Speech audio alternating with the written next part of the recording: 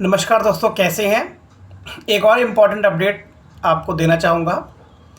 Income tax में जो लोग इस बार ओल्ड रेजीम ऑप्ट कर रहे हैं और हाउस रेंट अलाउंस का एग्जेम्पशन लेना चाहते हैं, तो इस बार कुछ बड़े बदलाव हैं।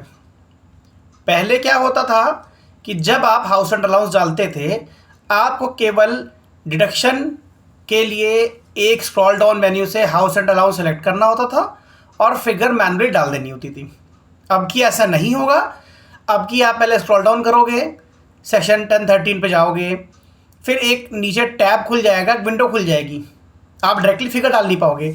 आप उस विंडो पे नीचे जाओगे, उस टैब में, वहाँ जाके आपको डालना होगा कि आपकी बेसिक सैलरी कितनी है, आपका डीए कितना है, आपने कितना रेंट पे किया है, आपको कितना एचआरए रिसीव हुआ है, और उसके जो चारों सेगमेंट्स होते हैं उनको जब आप एक करोगे, उसके बाद ही आपका house rent allowance auto calculate होकर आएगा। आपको बताना चाहूँगा, हाउस रेंट अलाउंस में जो सिलेक्शन होता है उसके लिए कुछ क्राइटेरिया होते हैं। नंबर 1 क्राइटेरिया होता है कि आपकी जो भी बेसिक सैलरी है उसका 50% अगर आप मेट्रो सिटी में रहते हैं या 40% अगर आप अदर सिटीज़ में रहते हैं, तो ये क्राइटेरिया 1 हो गया। दूसरा क्राइटेरिया एक्चुअली जो आपने एचआरए पे किया है वो। तीसरा हो गया जो आपको एक्चुअली एचआरए रिसीव हुआ है वो, ठीक है। और एक हो गया excess of 10% paid over salary, और ये सैलरी में बेसिक सैलरी और डीए जुड़े होते हैं। यानी कि आप काउंट करोगे, आपका इनमें जो लोएस्ट फिगर होगी आपको वही एग्जेम्पशन के तौर पे प्राप्त होगी।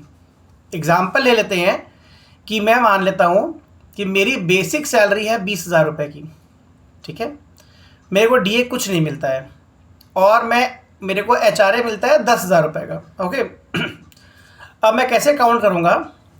सबसे पहले, और मैं रहता हूँ मेट्रो सिटी में, मान ले रहा हूँ अभी ऐसा कि दिल्ली रहता हूँ, तो पहला एग्जाम्पशन का मेरा क्लॉज बनेगा 20,000 का 50% है, 10,000 रुपये एग्जाम्पशन मिल सकती है एचआरए में।